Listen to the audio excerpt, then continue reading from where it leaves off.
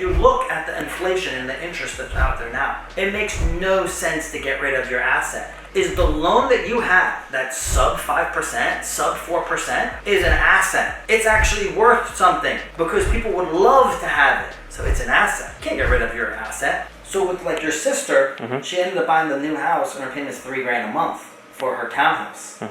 And my house is huge and I only pay $3,000 a month because I bought it in 2018. And then I refied at 3.25. So now your sister in 2 years, God willing, the interest rate's going to be lower. She'll be able to refi, probably save $500 a month.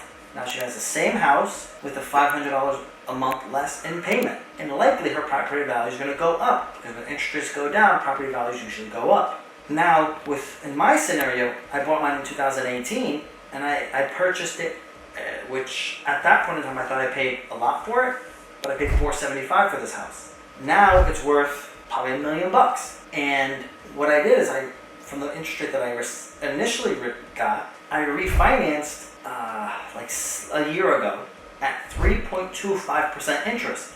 And interest rates were climbing at the time. And I could have said, you know what, I'm gonna wait for interest rates to come back down. And some people said that. Even when it was in the threes, they're like, oh, it's too high, I want the 2.5 rate. So anyway, I refied at 3.25. But what I also did is I took out like 150 or 180,000 out. So whatever money I put into this house, I took it all out. So I have no money in this house. I'm at a 3.25% interest rate.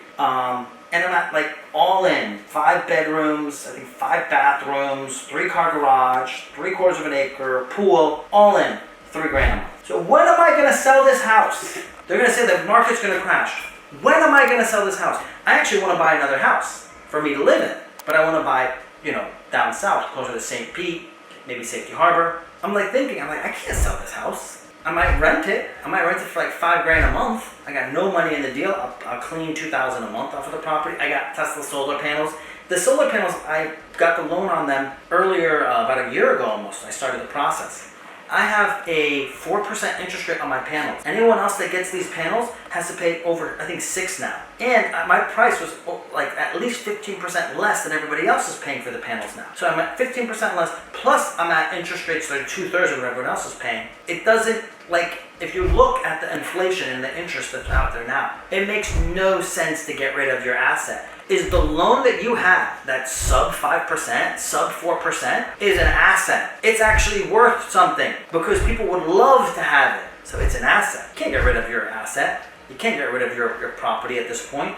I can rent this house out for $5,000, make $2,000 a month, and then use that to float what I'm going to buy down south. So even if I think, the house I buy down south, I don't want to spend more than, say, $5,000 a month. Well, maybe I end up spending $7,000 a month, but this home here is making me $2,000 profit to help offset that $7,000 a month payment. Interest rate might be high there. Insurance is very high right now in Florida. And between the two likely to come down in the next 2 to 3 years, I would probably lower that payment back down to 5. Would you take HOA?